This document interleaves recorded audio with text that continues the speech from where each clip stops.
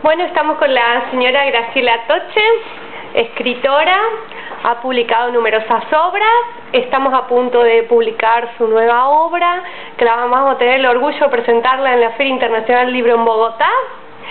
Dentro de aproximadamente unos 60 días, no queda nada, vamos a tener el placer de que ella nos acompañe a la feria y presentarla en tan importante evento. Le vamos a hacer un par de preguntas, vamos a tratar de conocerlo un poquito más a Graciela. Decime, Graciela, ¿cómo se llega a ser escritora? Bueno, es una pregunta un poco difícil de responder. Yo no sé si se llega a ser. Yo creo que se es, o no se es, es como algo que está más allá de una elección personal. Por lo menos en mi caso, y conozco a otra gente que también considera lo mismo, es como que la escritura se te impone. Uno nace dotado, decís vos, con ese don de poder escribir. Yo no sé si es un don.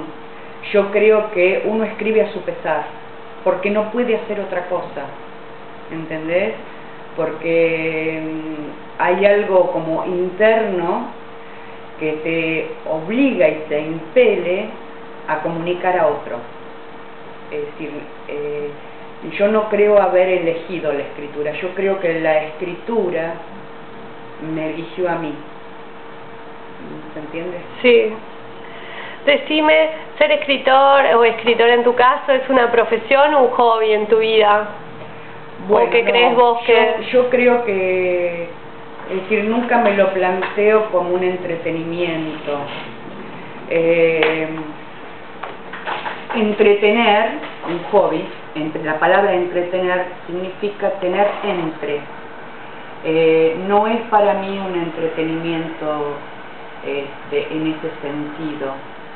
No es algo que yo hago para pasar el tiempo, digamos, sino que, como te decía antes, es algo que hago porque me nace hacerlo. De todas formas, cuando yo era pequeña, el arte en general, yo pinto desde que soy muy chiquita,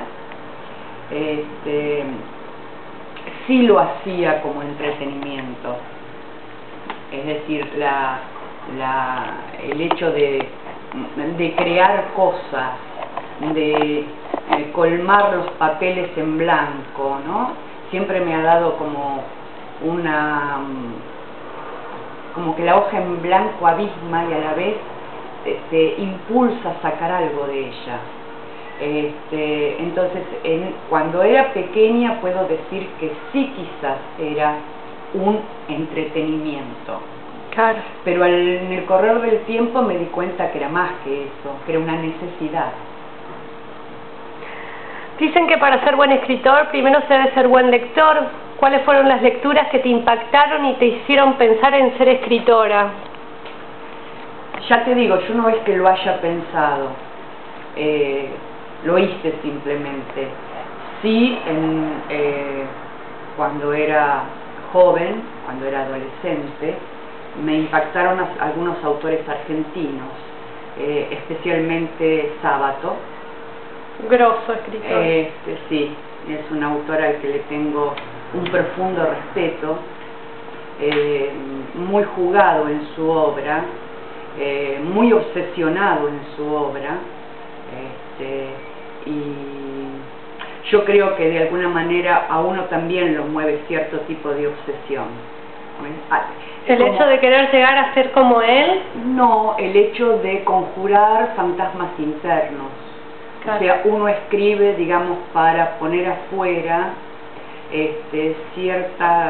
ciertos aspectos que permanecen en la sombra, o sea, que permanecen ocultos a la mirada del común de la gente. Entonces en eso está el tema de la obsesión. Sí creo que para aprender o para ser escritor hay que leer mucho, sí. ¿Sos consciente de eso? Absolutamente, sí.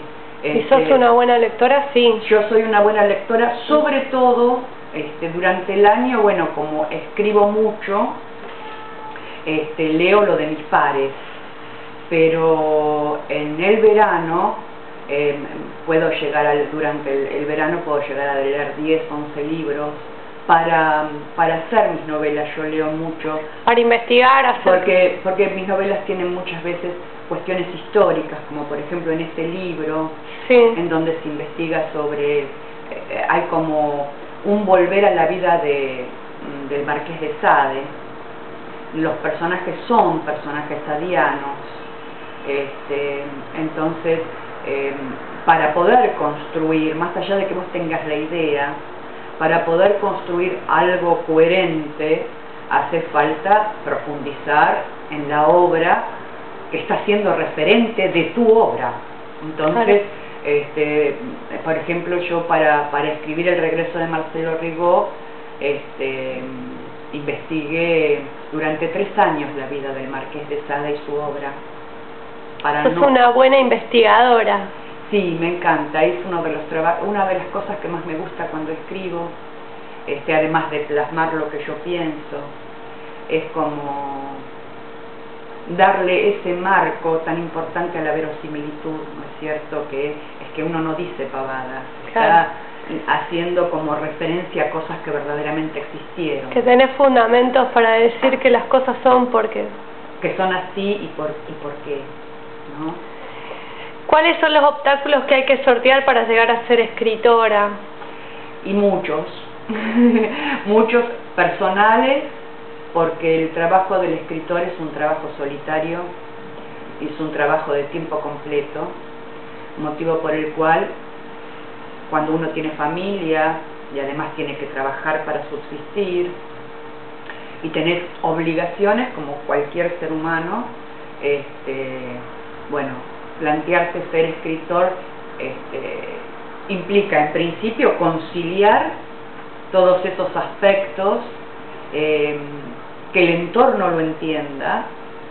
Digamos, yo empecé a publicar mis obras cuando mis hijos eran pequeños.